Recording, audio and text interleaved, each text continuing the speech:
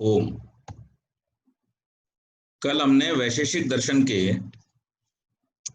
5वें अध्याय के प्रथम आह्निक का समापन किया था, जिसमें कर्म के विषय में बतलाया गया था। आज इसी अध्याय का द्वितीय आह्निक प्रारंभ करते हैं। नोदन एवं अदृष्ट आदि कर्म के कारण जो नोदन है यानी प्रेरणा, और अदृष्ट जिसमें आत्मा, चुंबकत्व आदि आ जाते हैं, ये सब कर्म के कारण हैं। अब शिष्य जिज्ञासा करता है, पृथिव्यादिगत कर्मों में कहाँ नोदन कारण है, कहाँ अदृष्ट, यह स्पष्ट नहीं होता।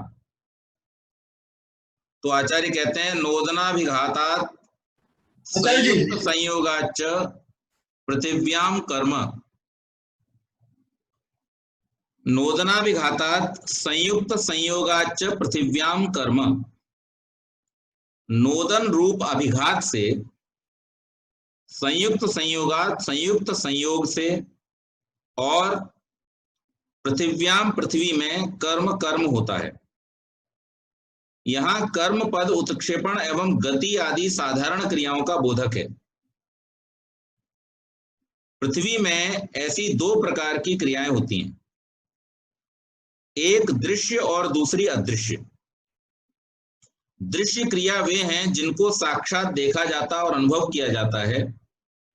भूमि के अनेक भागों का स्खलन होना, टूटना आदि तथा भूकंप आदि का समावेश इसमें हो जाता है। नोदन पद का अर्थ तीव्रता के साथ किसी पदार्थ का अन्य से संयोग होना है, जिससे संयुक्त पदार्थ प्रेरित हो जाता है, गति के लिए बाध्य हो जाता है। इसी को यहां पर अभिघात कहा गया। अभिघात मतलब चोट लगाना।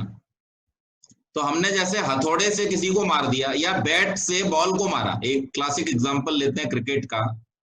हमने बैट मारा बॉल में, तो बैट तो हमारे हाथ में रह गया, लेकिन उस बैट से जो पुश, जो अभिघात, जो नोदन हमने बॉल में उत्पन्न कर दिया, उसके कारण से बॉल में वेग रूप संस्कार उत्पन्न हो जाता है।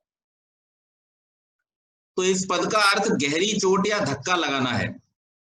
तीव्र वर्षा, तीव्र वेग युक्त वायु एवं विद्युतपात, जिसको वज्र प्रहार कहा जाता है, आदि के कारण भूस्खलन एवं भूखंडों का टूटना ये स्पष्ट रूप से देखा जाता है।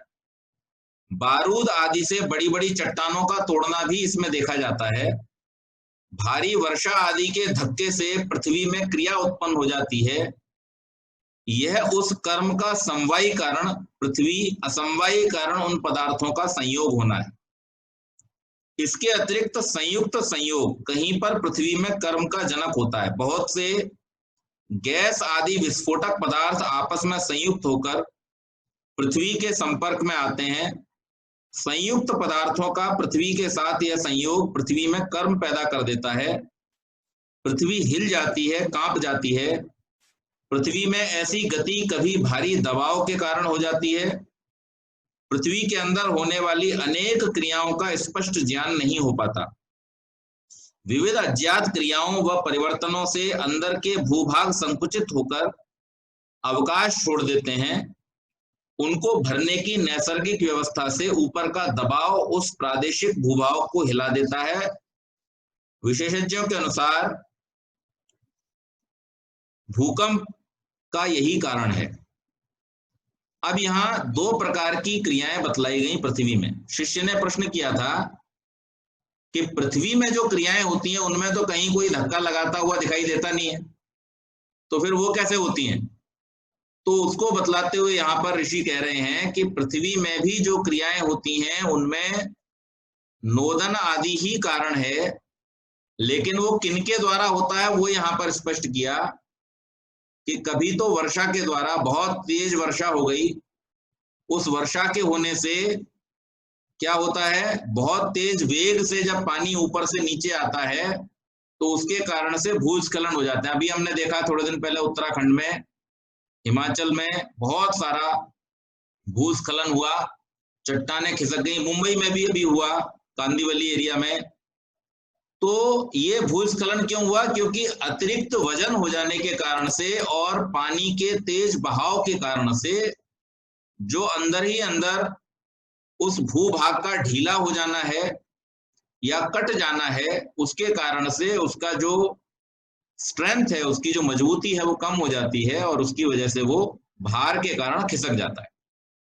दूसरा बतलाया कि कभी कभार विस्फोट के कारण से भी ऐसा होता है। विस्फोट आदि जब होते हैं तो उससे भी पृथ्वी हिल जाती है। तीसरी बात बतलाई विद्युत आदि के कारण से, बिजली जब गिरती है आसमान से या बादल फट जाते हैं जिनको हम अक्सर सुनते हैं पहाड़ों पर, उसके कारण से भी अत्यधिक तीव्र वेग से आते हुए विद्युत और जल के कारण से भी इस प्रकार होता है। तो ये तो सब दृश्य कारण हमको बाहर दिखाई देते हैं। या खनन कहीं पे करते चले गए, खनन करते चले गए, अब उस स्पेस को भरने के लिए क्या हुआ, प्रेशर बना, ऊपर से जमीन बैठ गई, ये भी होता है।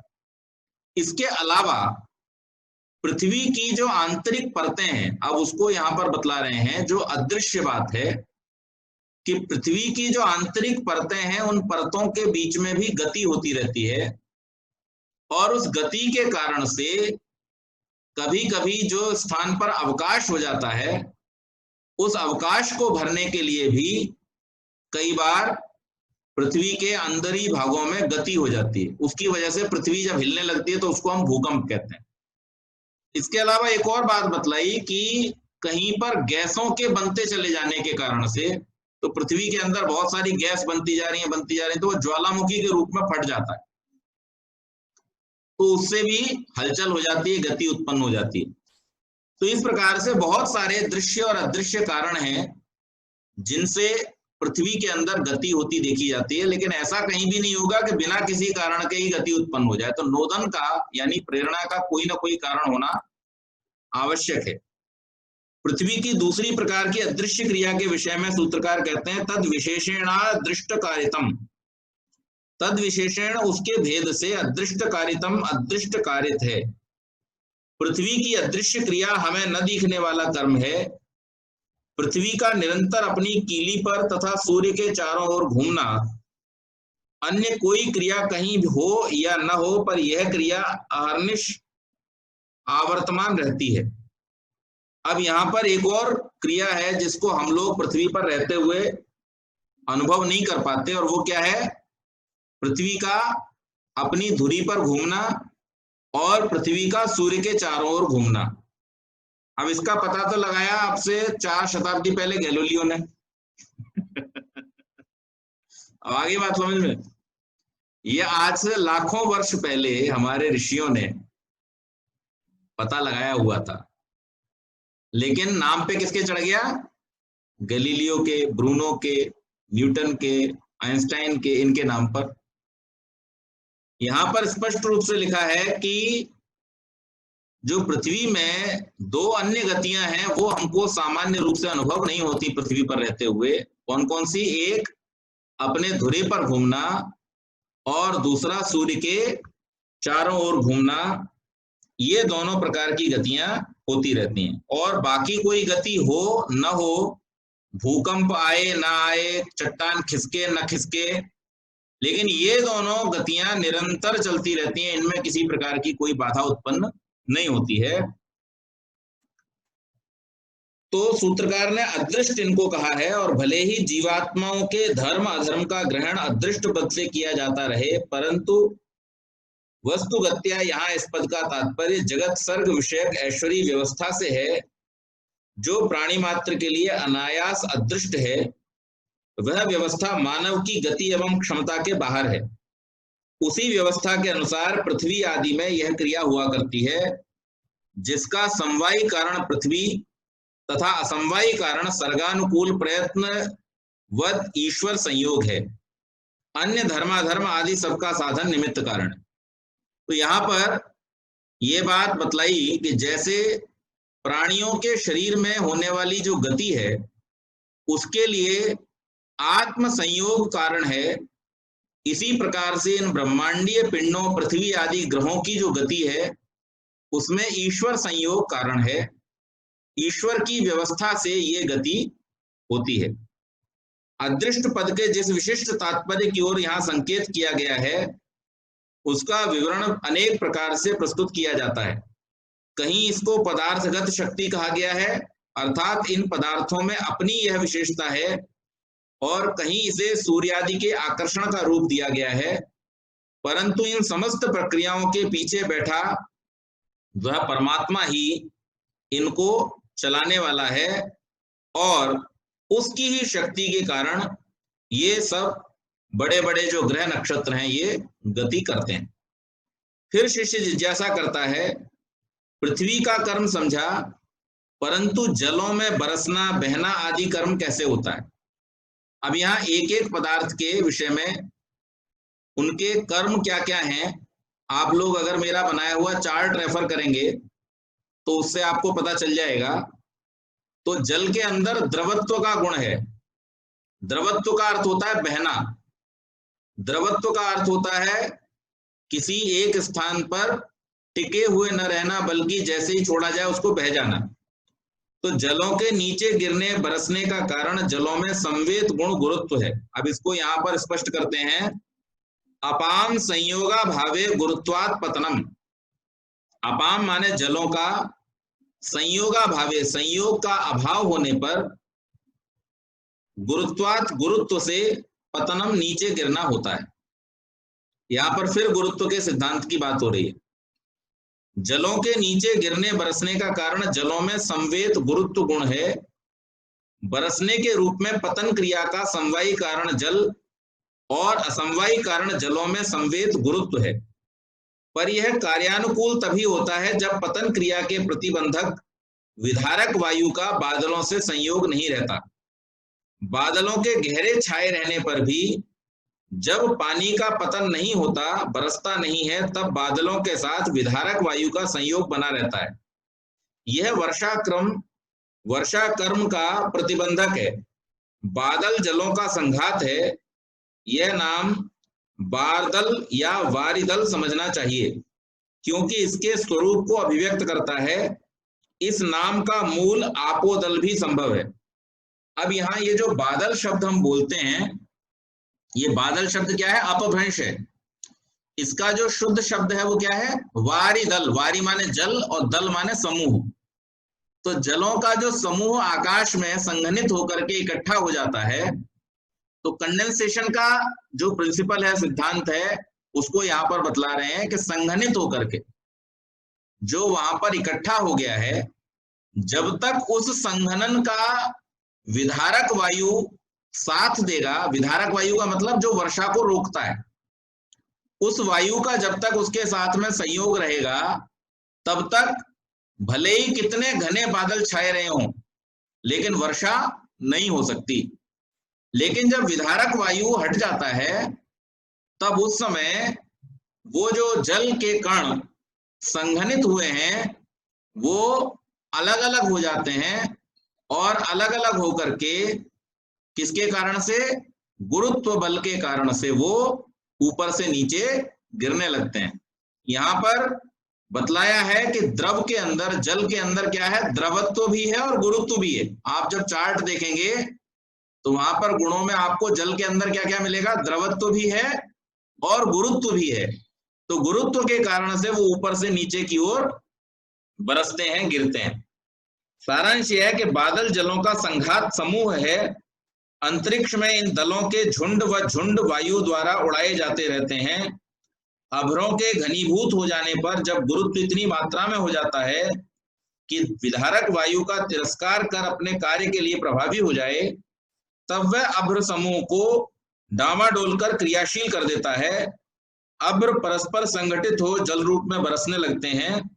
इस प्रकार वर्षा रूप में जलों के पतन कर्म का असमवायी कारण गुरुत्व रहता है। तो यहाँ पर जो समवायी कारण है वो तो जल है, लेकिन असमवायी कारण क्या है? उसका जो गुरुत्व है, गुरुत्व रूपी जो गुण है वो उसमें असमवायी कारण है। और ये कब होता है? या तो वहां पर विधारक वायु न हो, या फिर उनका वेट इतना ज्यादा हो जाए, पानी इतना ज्यादा संघनित हो जाए कि विधारक वायु उसको कंट्रोल न कर पाए, तो उस स्थिति में ये बरस जाता है। सूत्रकार ने जलों के बहने का निमित्त बतलाया है। द्रवत्वात् स्यंदनम, जल क्यों बहता है? द्रवत्व के कारण से। भूमिगत ऊंचाई से जलों का नीचे की ओर सरकना स्यंदन कहलाता है। यही जलों का बहना है। इसका असमवायी कारण जलों में संवेद द्रवत्व गुण है। द्रवत्व का अर्थ है तरल होना। जलों का यह तरल भाव उनके बहने का कारण है। अन्य द्रव्य जब तरल रूप होता है वहां पर भी स्यंदन उत्पन्न हो जाता है। आप किसी धातु को, कठोर से कठोर धातु को भी जब आप द्रव रूप में ले आएंगे, जैसे लोहा जब पिघलता है तो बहने लगता है। लावे में बड़ी से बड़ी कठोर धातुएं होती हैं, लेकिन वो गर्मी के कारण से पिघल करके बहने लगती हैं। पत्थर पिघल करके बहने लगते हैं। तो ये जो है वो किस कारण से हो रहा है? जब उसमें द्रवत्व का गुण आता है तो स्यंदन अपने आप उत्पन्न हो जाता है और वो बहने लगता है।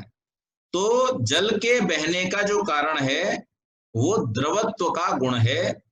घृत आदि द्रव्य तथा पिघलाए जाने पर लौह आदि धातुओं की भी यही स्थिति होती है। तात्पर्य यह है कि स्यंदन क्रिया में मुख्य निमित्त द्रवी भाव है। स्यंदन वही संभव है जहां पर द्रवत्व का गुण होगा।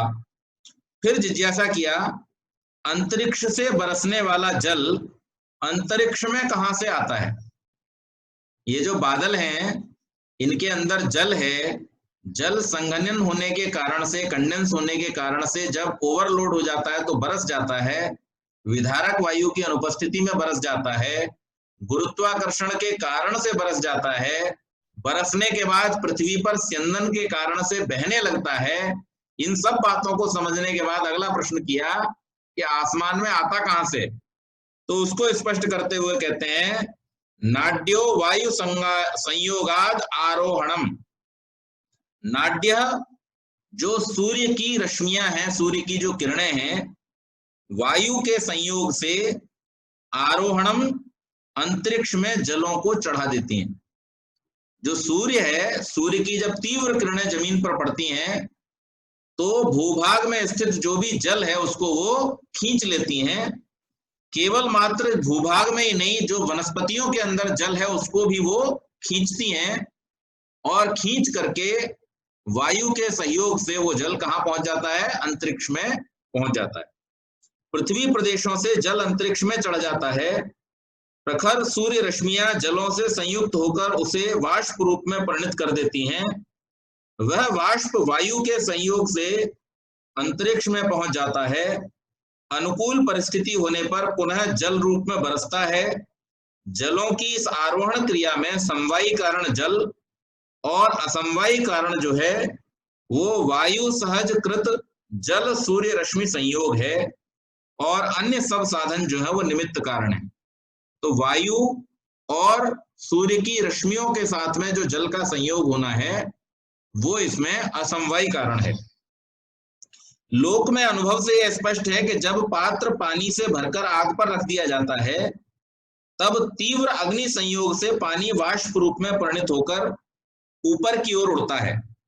अग्नि का ऊर्ध्व ज्वलन तथा ऊर्ध्वगमन नैसर्गिक है।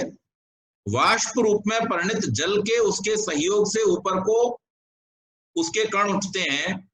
वाष्प की घनीभूत दशा में ऋतु के अनुसार उसे प्रत्यक्ष देखा जाता है। आगे अवयवों के विच्छिन्न हो जाने पर वाष्प कण अदृश्य हो जाते हैं। ग्रीष्म ऋतु में प्रखर ताप से सूर्य की किरणें उसी प्रकार भू स्थित जलों को तपाकर वाष्प रूप में परिणत कर ऊपर को उड़ा ले जाती हैं। वे कण वायु द्वारा विधारित होकर अंतरिक्ष में पहुंच जाते हैं और कालांतर में ऋतु के अनुसार अनुकूल स्थिति पाकर फिर से धरती पर बरस जाते हैं। तो इस प्रकार से ये क्रिया चलती रहती है। फिर आशंका की, लोक में सूर्य रश्मि आदि के बिना पिचकारी तथा ऐसे ही शक्तिशाली अन्य साधनों से जल का आरोहण देखा जाता है। वहां आरोहण क्रिया के कारण क्या है? अब जैसे हम लोग देखते हैं फायर ब्रिगेड में जो पाइप से पानी की धार छोड़ते हैं कितना ऊपर तक जाती है, या जो फाउंटेन देखे होंगे आपने बहुत अच्छे अच्छे पार्क्स में लगे होते हैं, उनसे बहुत ऊंचाई तक वो धार चली जाती है पानी की, तो वो किस प्रकार से पानी ऊपर जा रहा है। वाष्प के कारण से, अग्नि के संयोग से गया, वहां तो समझ में आ गया, लेकिन पानी अपने ही स्वरूप में ऊपर जा रहा है, उसका क्या कारण हो सकता है। तो यहाँ पर आचार्य बतलाते हैं, नोदना पीड़नात् संयुक्त संयोगाच। नोदन मतलब वही प्रेरणा, प्रेशर। नोदन के आपीड़न से, दबाव से, प्रेशर से, संयुक्त संयोगा, संयुक्त संयोग से। ये दो कारणों से होता है, या तो प्रेशर से होगा और या फिर किसी के साथ चला जाए, संयुक्त संयोग से चला जाए। तो यहां पर कहा है कि पानी को ऊपर चढ़ा जाता है, पानी ऊपर को चढ़ जाता है जब पिचकारी में बंद उसके ऊपर किए छेद से निकलने के लिए उस पर दबाव बनाया जाता है। जब आप पीछे से पुश करते हैं तब पिचकारी से तेजी से जल निकलता है, उसमें वायु का प्रवेश न हो सके, इस प्रकार का दबाव उसमें बनाया जाता है। नली में भरे पानी को हाथ के नोदन द्वारा आपीड़न से धकेल दिया जाता है। जितनी शक्ति से आपीड़न करेगा, अर्थात उसको प्रेशर देगा, उसी के अनुसार जलों का आरोहण होगा। जितना प्रेशर होगा उतना ही जल ऊपर को जाएगा। तो किसी भी जल को ऊपर उठाने में दो चीजें काम करती हैं, एक तो नोदन अर्थात प्रेरणा, और दूसरा आपीड़न अर्थात प्रेशर। जो धक्के हम करते हैं उस धक्के को यहाँ पर आपीड़न कहा गया है। सिरिंज में भी ऐसा ही देखा जाता है कि सिरिंज में जब जल भर लेते हैं और उसके बाद जैसे पीछे से प्रेशर डालते हैं उसी के अनुसार उसकी धार जो है वो निकलती है। तो इस प्रकार से नोदन और आपीड़न के द्वारा जल को ऊपर भेजा जाता है या चढ़ाया जा सकता है। अब इसके बाद जहां पर बड़े ऊंचाई तक लेकर के जाना है तो वहां पर मशीन की आवश्यकता पड़ती है। तो मशीन के द्वारा धकेल करके, जैसे हम फायर ब्रिगेड में देखते हैं, फब्बारों में देखते हैं, वहां पर वो मशीन से बनाया जाता है और उस प्रेशर के फलस्वरूप वो बहुत ऊंचाई तक पानी चला जाता है। यहाँ पर फिर आशंका की कि नोदन आपीड़न न देखे जाने पर भी वृक्षों में सिक्त जल अथवा भूमिगत नीचे की जड़ों से लिया गया जल ऊंचे से ऊंचे पत्ती के सिरे तक पहुंचता है। इसका कारण क्या है। अब वृक्ष तो बहुत बहुत ऊंचाई के होते हैं, 100 फुट 150 फुट तक के ऊंचाई के पेड़ होते हैं, 200 फुट ऊंचाई के पेड़ होते हैं। तो उसमें न तो कोई मशीन लगी है न कोई धक्का लगा रहा है, फिर उसमें जल जो है वो नीचे से ऊपर कैसे पहुंच जाता है। तो यहाँ पर ऋषि उत्तर करते हैं इसका, वृक्षाभिसर्पणम इत्यदृष्टकारितम। वृक्षाभिसर्पणम, वृक्षों में सब ओर होता हुआ, वृक्षाभिसर्पणम जलों को ऊपर को फैलाओ इति, ऐसा अदृष्ट कारितम, अदृष्ट कारण से होता है। अल्पकालिक फसलों अर्थात छोटे पौधे जैसे गेहूं आदि, इनकी लंबी जड़ें न होने के कारण अनेक औषधि वनस्पतियों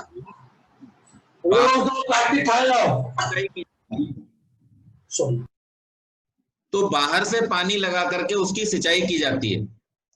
परंतु जो बड़े होते हैं, बड़े वृक्ष हैं, उनको सिंचाई करने की आवश्यकता नहीं होती है, क्योंकि उनकी जड़ें बहुत नीचे तक पृथ्वी में चली जाती हैं और वहां पर उपस्थित जो पानी है या नमी है, उस नमी को खींच करके वो अपना काम चला लेती हैं। तो यहाँ पर यह कहा गया है कि अल्पकालिक फसलों, छोटे पौधों तथा लंबी जड़ें न होने के कारण अनेक औषधि वनस्पतियों के मूल में बाहर से पानी पहुंचाकर सिंचाई की जाती है। ये चाहे वर्षा से हो अथवा मानव द्वारा प्रस्तुत उपायों से हो, एक ही बात है। लेकिन जब वृक्ष बड़े हो जाते हैं, उनकी जड़ें भूमि के उन गहरे भागों में पहुंचकर मिल जाती हैं जहां नमी पर्याप्त मात्रा में रहती है। ऐसे वृक्षों में उन जड़ों के द्वारा सब शाखा प्रशाखाओं में होते हुए जलीय अंश पत्तों के अगले सिरों तक पहुंचते रहते हैं। जब यह प्रक्रिया रहती है, उद्भिज अर्थात हरे भरे बने रहते हैं। इन सभी अवस्थाओं में विचारणीय है कि जल बिना किसी पूर्वोक्त कारण के, पूर्वोक्त मतलब नोदन या आपीड़न के, कैसे ऊपर तक फैलते हुए पहुंच जाता है। तो सूत्रकार ने स्पष्ट किया कि ये प्रक्रिया कैसे होती है, अदृष्ट कारित है, अर्थात जलों का ऐसा ऊर्ध्वगमन अदृष्ट कारणों से होता है। पहला, व्याख्याकारों का कहना है कि उन वृक्ष, लता, औषधि, वनस्पति आदि से जिन प्राणियों को सुख व दुख आदि पहुंचता है, उनके धर्म अधर्म स्वरूप अदृष्ट के कारण वृक्षादिगत जलों में यह क्रिया हुआ करती है। धर्म अधर्म वाले उन आत्माओं का वृक्षगत जलों के साथ संयोग उस कर्म का असमवायी कारण तथा जल समवायी कारण होता है। ऐसी भी मान्यता कुछ लोगों की है, लेकिन वास्तव में जिस प्रकार से हमारे मुख में किए गए भोजन का वितरण पूरे शरीर में उस अदृश्य कारण अर्थात आत्म तत्व के संयोग से होता है, इसी प्रकार से वृक्षों में भी जल का नीचे से ऊपर की ओर जाना और पत्तियों के द्वारा बनाए हुए भोजन का ऊपर से पूरे वृक्ष के अंदर विस्तार होना, ये भी उसी आत्म संयोग के कारण से होता है और इसी के रूप में इसको स्वीकार किया जाना चाहिए। अपाम संघातो विलयनम च तेजः संयोगात्, अपाम जलों का संघातः सामूहिक रूप में कठिन हो जाना, विलयनम पिघल जाना, तरल हो जाना, तेज संयोगात् तेज के संयोग से हुआ करता है। अब यहाँ एक फिर से जिज्ञासा की गई कि जलों में द्रवत्व नैसर्गिक है, फिर उसमें काठिन्य एवं पुनः तारल्य कैसे हो जाता है। यानी हम जल का उदाहरण लें, जल को अगर आप ठंडा कर देंगे तो वो कठिन हो जाएगा, यानी सॉलिड हो जाएगा, बर्फ बन जाएगा, और अगर आप उसको गर्म कर देंगे तो फिर से तरल हो जाएगा, यानी द्रव रूप में आ जाएगा। तो ये कैसे होता है, तो इसका उत्तर देते हुए ऋषि कहते हैं अपाम संघातो विलयनम च तेजः संयोगात्, अपाम जलों का संघात सामूहिक रूप में कठिन हो जाना, विलयनम पिघल जाना, तेजः संयोगात् तेज के संयोग से जल जमकर बर्फ व ओले के रूप में कठिन हो जाता है और फिर पिघल जाता है। जलों में यह परिवर्तन अग्नि संयोग से होता रहता है। जलीय कण अंतरिक्ष अथवा अन्य प्रदेशों में जब इकट्ठे होकर जमने लगते हैं, तब सूक्ष्म अवयवों के साथ दिव्य तेज संयोग उनमें द्रवत्व गुण की उत्पत्ति का प्रतिबंधक हो जाता है। उन अवयवों से उत्पन्न अवयवी में द्रवत्व न होने से काठिन्य आता है। कालांतर में अवसर के अनुकूल किसी प्रकार गर्मी पाकर जमा हुआ जल पिघल जाता है। यद्यपि जमना और पिघलना दोनों परस्पर विपरीत क्रिया हैं और दोनों का कारण तेज संयोग है, परंतु उन क्रियाओं में तेज संयोग एक दूसरे से विलक्षण रहता है। जल को जमाने वाले तेज संयोग पिघलाने वाले तेज संयोग से विलक्षण है। यह वैलक्षण्य उनसे प्राप्त गर्मी की न्यूनाधिकता पर निर्भर रहता है। तापमान का विलक्षण स्तर विपरीत क्रियाओं का जनक हो जाता है। तो जल का जमना और जल का पिघलना ये दोनों ही तापमान के कारण से होता है, लेकिन वो तापमान कैसे हैं, अलग अलग हैं। जमने वाला तापमान पिघलने वाले तापमान से अलग है। जब तापमान कम होता है, न्यून होता है, तब जल जम जाता है और जब तापमान अधिक होता है तब जल पिघल जाता है। फिर से जिज्ञासा की, अंतरिक्ष में अभ्र का कर्का यानी ओला रूप से जलों को जमाने के लिए तेज संयोग कारण होता है, इसमें क्या प्रमाण है। अब जो ओले बन जाते हैं आसमान में, बर्फ के बड़े बड़े कण बन जाते हैं, इनके बनने में तेज संयोग है, ये कारण होता है। इसका क्या प्रमाण है, तो वहां पर उत्तर देते हुए ऋषि कहते हैं तत्र विस्फूर्जथु लिंगम, वहां अंतरिक्ष स्थित जलों में विस्फूर्जथु बिजली की कड़क लिंगम प्रमाण है। अंतरिक्ष स्थित जलों में तेज संयोग होने का प्रमाण उनमें होने वाली बिजली की कड़क और गड़गड़ाहट है। यह देखा जाता है कि विशिष्ट ऋतु में बादल छा जाने पर जब उनमें संघट्ट होता है, सबसे पहले बिजली की चमक दिखाई देती है अनंतर कड़क और गड़गड़ाहट सुनाई देती है। उसके ठीक पश्चात ओले बरसने लगते हैं। इससे मेघों में तेज संयोग प्रमाणित होता है। तो मेघों में भी अग्नि की उपस्थिति का प्रमाण क्या है कि जब उनमें आपस में टकराव होता है तो उससे वहां अग्नि प्रकट हो जाती है। ये इस बात का प्रमाण है। जलों के साथ तेज संयोग का वैदिक प्रमाण भी है। वैदिकम च वेदों में कहा हुआ। वेद तथा अन्य वैदिक साहित्य में अनेक स्थानों पर ऐसे संकेत उपलब्ध होते हैं जिनसे जलों के साथ में तेज संयोग प्रमाणित होता है। यजुर्वेद में कहा गया है अग्ने गर्भो अपामसी और आपस्ता अग्निम गर्भमादधीरन अपाम येष गर्भो यदग्नि। तैत्तरीय संहिता में कहा गया है, तैत्तरीय संहिता में ही कहा गया है अप्सु योनिर्वा अग्नि और आपो वा अग्ने योनि। यानी इतने सारे हमें वेद और वैदिक शास्त्रों के प्रमाण मिलते हैं जिसमें ये स्पष्ट रूप से बतलाया गया है कि जलों में और बादलों में अग्नि उपस्थित होती है। फिर से जिज्ञासा की शिष्य ने, ध्वनि की उत्पत्ति में संयोग अथवा विभाग असमवायी कारण होता है। अंतरिक्ष स्थित जलों में बिजली की कड़क कैसे हो जाती है? तो फिर वहां समाधान किया, अपाम संयोगात विभागात च स्तनयित्नो। अपाम जलों के संयोगात संयोग से, विभागात विभाग से, च और स्तनयित्नो मेघ से। सूत्र में अपाम पद जलपूर्ण मेघों के लिए प्रयुक्त हुआ है। जब घने मेघ प्रबल वायु के द्वारा अंतरिक्ष में इधर उधर धकेले जाते हैं तब उनका आपस में तीव्र टकराव होता है और यह अभिघात संयोग शब्द का निमित्त कारण है। हमने पहले पढ़ा था शब्द किन कारणों से होता है? संयोग, वियोग और शब्द, ये तीन शब्द के उत्पन्न करने में कारण होते हैं। तो यहां पर बतलाया कि जो इनका टकराव होता है उसमें जो संयोग है वो इस शब्द का कारण है। मेघ आकाश संयोग असमवायी कारण और आकाश समवायी कारण होता है। ऐसे अभिघात से मेघों के अवयव जो खंडित होते हैं अर्थात टूट जाते हैं, वो विभाग भी ध्वनि का निमित्त होता है।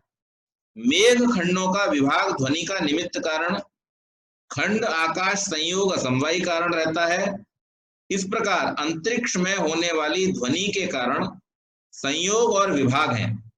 घनीभूत सहित मेघों का परस्पर टकराव उनमें अंतर्हित तेज शक्ति को विद्युत रूप में अभिव्यक्त कर देता है। तो यहाँ पर तीन बातें बतलाई गई।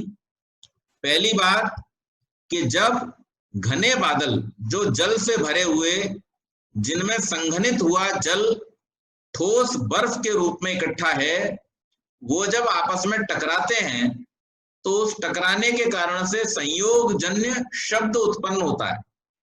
अब जो संयोग जन्य शब्द है इसमें ये निमित्त कारण हो गए, लेकिन शब्द का समवायी कारण जो है वो हमें पहले से मालूम है, सदैव आकाश ही रहता है। तो आकाश वहां पर समवायी कारण हो गया और ये जो मेघों का घर्षण है ये असमवायी कारण। तो ये तीन बतलाए। इसी प्रकार से जब ये टकराते हैं तो टकराने में इनका टूटना भी होता है, यानी विभाग भी होता है। वो विभाग भी शब्द का कारण है और उस विभाग में अगर हम विभाग के रूप में शब्द को देखेंगे तो विभाग असमवायी कारण, आकाश समवायी कारण और इनका जो घर्षण आदि है ये सब अन्य जो है जितने भी कारण है वो सब निमित्त कारण हो जाते हैं। फिर जिज्ञासा की कि पृथ्वी जलों में कर्म का कारण समझा जाता है पर तेज और वायु में कर्म कैसे होता है? अब यहाँ पृथ्वी जलों में कर्म जो है वो क्रिया का कारण समझा जाता है, पर तेज और वायु में कर्म कैसे होता है? तो इसका उत्तर देते हुए ऋषि कहते हैं, पृथ्वी कर्मणा तेजः कर्म वायु कर्म च व्याख्यातम। अभी हमने जितने कारण पढ़े, कर्म पढ़े, उस कर्म में हमने पहला तो पृथ्वी में होने वाले कर्म देखे, उसके बाद हमने जल में होने वाले कर्मों को देखा मेघ आदि के रूप में, अब यहाँ वायु और अग्नि में किस प्रकार से कर्म होता है इसका प्रश्न किया गया है। तो उसका उत्तर देते हुए ऋषि कहते हैं, पृथ्वी कर्मणा तेजः कर्म वायु कर्म च व्याख्यातम। पृथ्वी कर्म से तेज का कर्म, वायु का कर्म और व्याख्यात हो जाता है। आन्निक के प्रारंभिक 2 सूत्रों में पृथ्वी कर्म का व्याख्यान किया गया है। पृथ्वी कर्म 2 प्रकार का बतलाया गया था, दृश्य और अदृश्य। पृथ्वी के दृश्य कर्म के समान तेज और वायु में कर्म की संभावना नहीं होती। उससे अतिरिक्त पृथ्वी कर्म का आन्निक के द्वितीय सूत्र में निरूपण हुआ है, उसी का अतिदेश यहाँ पर स्वीकार करना चाहिए। यानी पृथ्वी में 2 प्रकार के कर्म बतलाए गए थे, एक दृश्य कर्म जो दृश्य कारणों से होता है और हमें दिखाई देता है, दूसरे अदृश्य कर्म हैं जो अदृश्य कारणों से होते हैं, जो हमको दिखाई नहीं देते, जैसे पृथ्वी का घूमना। अब कोई ये पूछे कि पृथ्वी किसने घुमाई, इसका कोई उत्तर नहीं है। पृथ्वी सूर्य के चारों ओर अपनी कक्षा में क्यों चक्कर लगा रही है, इसका कोई कारण नहीं है, क्योंकि इसका कोई दृश्य कारण नहीं है। ये परमात्मा की, ईश्वर की व्यवस्था के कारण से कहें तो भी अदृश्य है, और अगर हम इसको सूर्य के आकर्षण के कारण से मानते हैं तो भी अदृश्य है।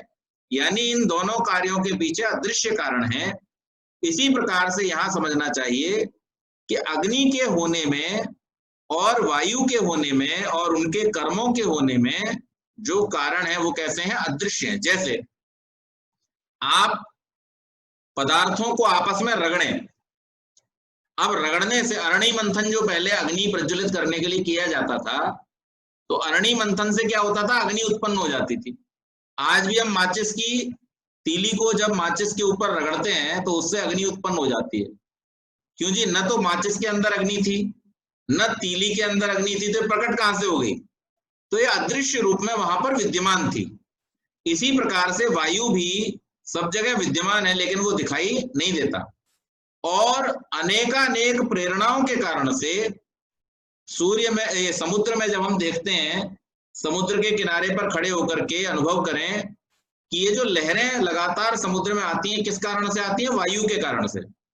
तो इस बात की हम व्याख्या कर देते हैं कि समुद्र में लहरें क्यों आ रही हैं, क्योंकि उधर से वायु चल रही है। लेकिन अगर कोई ये पूछ ले वायु क्यों चल रही है, तो फिर इसका कोई कारण हमारे पास नहीं होता। इसका कारण अदृश्य है, ये परमात्मा की व्यवस्था से चलती है।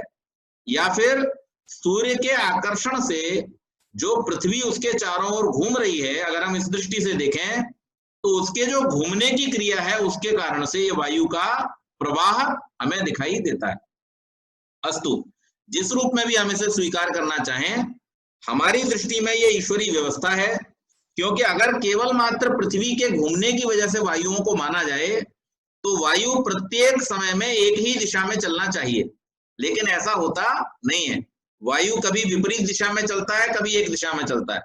तो इस बात से पूरी व्याख्या नहीं हो पाती इस बात की, और संतोषजनक व्याख्या नहीं हो पाती कि अगर कोई कहे कि पृथ्वी घूम रही है इसके कारण से वायु चलता हुआ प्रतीत होता है, ये बात इसको एक्सप्लेन नहीं कर सकती है। वास्तव में ऋषि ने जो बात कही है कि इसका अदृष्ट कारण वही शक्ति परमात्मा की है जो इस संसार में बड़े बड़े ग्रहों और नक्षत्रों को घुमाती चलाती फिराती है। तो इसलिए वायु का कारण भी अदृश्य मानना चाहिए। अदृश्य पृथ्वी कर्म जिस प्रकार अदृष्ट कारित है, उसी के अनुसार तेज और वायुगत कर्म को अदृष्ट कारित समझना चाहिए। उसी को और स्पष्ट करते हुए कहा है, अग्नेरूर्ध्वम ज्वलनम वायोस्तिर्यक् पवनम ऋणूनाम मनसश्चाद्यम कर्मादृष्ट कारितम। अग्नेरूर्ध्व ज्वलनम वायोस्तिर्यक् पवनम ऋणूनाम मनसश्चाद्यम कर्मादृष्ट कारितम। अग्नेह अग्नि का, ऊर्ध्व ज्वलनम ऊपर की ओर को जलना, वायो वायु का, तिर्यक पवनम तिरछा बहना, अणुनाम अणुओं का, मनसः मन का, और च पहला कर्म में अदृष्ट कारितम अदृष्ट कारित होता है। यानी ये कुछ पदार्थों की गतियों को यहाँ पर बतलाया गया कि अग्नि सदैव ऊर्ध्व की ओर जाएगी, ऊपर की ओर जाएगी। अब इसका कारण अगर कोई पूछे, लौ ऊपर की तरफ क्यों जाती है, तो इसकी व्याख्या करना संभव नहीं है। कई बार लोग इसका कारण बतलाते हैं कि सूर्य के द्रव्य के रूप में होने के कारण से अग्नि जो है वो ऊपर की ओर जाता है, क्योंकि सूर्य ऊपर है। अच्छा, रात में अग्नि नीचे की तरफ जानी चाहिए फिर इस हिसाब से लेकिन ऐसा नहीं होता है, क्योंकि अग्नि पदार्थ जो है वो सूर्य के उत्पन्न होने से पहले विद्यमान है। आपको मैंने उस दिन भी बतलाया था कि जो पंच महाभूत हैं उनकी रचना पहले होती है, और उसके बाद में इस संसार में जितने भी ये जगत दृश्यमान दिखाई देता है इसकी रचना उसके बाद में होती है। तो अग्नि पहले है, सूर्य बाद में, इसलिए अग्नि सूर्य को फॉलो नहीं करेगा, सूर्य अग्नि को फॉलो करेगा। जो कारण है उसके अनुसार कार्य के गुण होते हैं, कार्य के अनुसार कारण के गुण नहीं होते। तो अग्नि कारण है, और इसलिए यहां पर अग्नि का ऊपर की ओर गति करना, वायु का ऊपर न जाकर के ऐसा तिर्यक बहना, पैरेलल, वो धरती के पैरेलल चलती है, हॉरिजॉन्टल उसकी गति है। और तीसरा अणुओं का और मन का गति करना। इन सब गतियों के पीछे जो कारण है वो कैसे हैं? अदृष्ट कारण है, अर्थात ये परमात्मा की व्यवस्था से गति करते हैं। प्रस्तुत सूत्र द्वारा 4 द्रव्यों में होने वाली क्रियाओं का कारण अदृष्ट बतलाया गया है। सर्गादि काल में तथा जब कोई रचना परमाणु से आरंभ होती है वह सब जीवात्माओं के भोग अपवर्ग की सिद्धि के लिए है। इस कारण पदार्थों की रचना में जीवात्माओं के धर्माधर्म रूप अदृष्ट को निमित्त माना जाता है। अग्नि का ऊपर की ओर जलना, वायु का तिरछा बहना समस्त प्राणियों की सुविधा के लिए है। यदि आग नीचे की ओर अथवा तिरछी जलेगी तो इसका मुख्य उपयोग खाद्य पेय आदि पकाना तथा शीत निवारण आदि करना संभव नहीं हो सकेगा। वायु यदि नीचे से ऊपर की ओर चलेगा तो प्राणियों में श्वास आदि लेना असुविधाजनक हो जाएगा। अग्नि वायु की ऐसी रचना में अनिवार्य कारण सर्ग संबंधी ईश्वर व्यवस्था है। सृष्टा के सामर्थ्य में ऐसी रचनाओं का होना संभव है, इसलिए अदृष्ट कारण के रूप में उनकी उपेक्षा नहीं की जा सकती, भले ही आत्माओं के धर्माधर्म इन रचनाओं में अंशतः निमित्त रहते हों।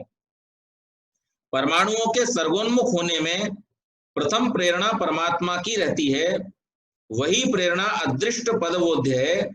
सर्गादि काल के सर्वप्रथम प्राणी का प्रादुर्भाव के अवसर पर उनकी मानसिक गतिविधियां भी परमात्मा की प्रेरणा से ही संभव होती हैं, इसलिए यहाँ पर इन सब का जो कारण है उसे अदृष्ट बतलाया गया है।